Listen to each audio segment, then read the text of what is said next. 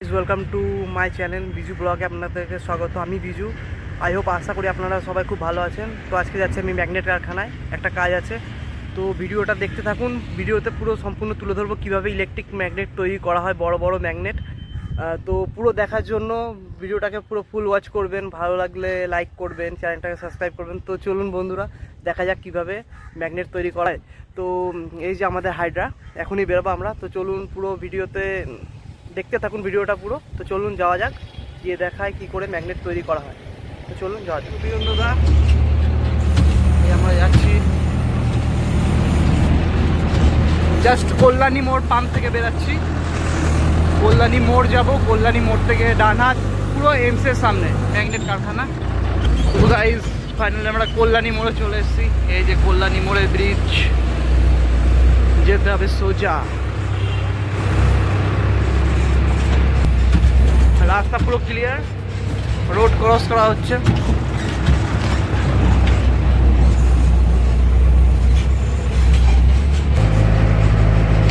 এটা হলো BSF camp 4 নম্বর gate, যেটা কল্যাণী মোড়টা ক্রস করে সামনেই।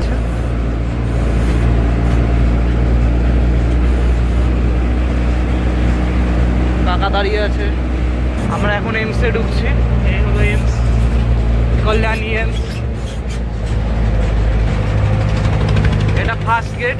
তো গাইজ ফাইনালি আমরা চলে এসেছি ম্যাগনেট কারখানায়। এখান থেকে আমাদের বাঁ হাতে ঢুকতে হবে। দেখে নেই পিছনে কোনো গাড়ি নেই, সামনের কিছু নেই, ঢুকে পড়েছি। এটা হলো ম্যাগনেট কারখানা। তো গাইজ ম্যাগনেটে সিলিং বেঁধে দেওয়া হয়েছে। ম্যাগনেটটাকে তুলে শিফটিং করতে হবে। তো শিফটিং করা হচ্ছে, ভিডিওতে আপনি দেখতে পাচ্ছেন। ম্যাগনেটটা প্রচুরই ভারী। এই ম্যাগনেট দিয়েই ম্যাগনেট তৈরি করা। এটা জাস্ট ম্যাগনেটের উপরে যে হোলটা থাকে ওইটা, এর ভিতরে এটা সেটিং করার পরে এর ভিতরে কয়েল বসানো হবে। তারপর বিভিন্ন কাজ আছে, তারপর ইলেকট্রিক ম্যাগনেটে পরিবর্তন হবে। আর যেমন দেখতে পাচ্ছেন ম্যাগনেটটা ছিল প্রচুর ভারী। একটা ম্যাগনেট প্রায় 8 টন 9 টন করে কমপ্লিট হয়ে যাওয়ার পরে 12-13 টন হয়ে যায় গাইস। তো এতই ভারী ছিল। সামনের চাকা দেখছো, সামনের চাকার পজিশন দেখো, এটা থেকে আইডিয়া লাগাতে পারবে কতটা ভারী। কি আস্তে আস্তে গাড়িটা নিয়ে যাচ্ছে ম্যাগনেটটাকে। ম্যাগনেটটা প্রচণ্ড ভারী ছিল। এখন ম্যাগনেটটা ভিতরে রাখা হবে, আস্তে আস্তে এগোনো হচ্ছে। ভিতরে রাখার পরে ম্যাগনেটকে পাল্টি করে দেওয়া হবে। তারপর এটা আমাদের কয়েল বসানো হবে। কয়েল যখন বসানো হয়, তারপর কয়েলটাও হাইটা দিয়ে বসানো হয়। তারপর শিফটিং করা হয়, তারপর রং হবে, রং হয়ে চেকিং হবে, তারপর এটা একটা ম্যাগনেট কমপ্লিট হবে পুরো। তো দেখতে থাকুন ভিডিওতে। আপনারা যদি আমাকে সাপোর্ট করেন, ভিডিওটা পছন্দ করেন, আমি নেক্সট পার্টে পুরো A to Z কীভাবে ম্যাগনেট তৈরি করা হয় সবটা আমি দেখাতে পারবো। দেখুন সামনে দিয়ে ম্যাগনেটটাকে রাখা হয়েছে। এখন ম্যাগনেটটা পাল্টি করা হবে। সিলিং লাগিয়ে দেওয়া হয়েছে। পুরোনো সিলিং করে নতুন সিলিং লাগানো হচ্ছে। জাস্ট একদিকে থাকবে সিলিংটা, এক কোণাটা ধরে তুলবে।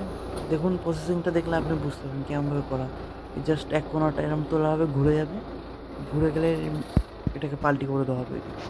তারপর এর নিচে এরা প্যাকিং দেবে, প্যাকিং দিয়ে ভালো করে রাখবে। এর মধ্যে কয়েলটা বসানো হয়।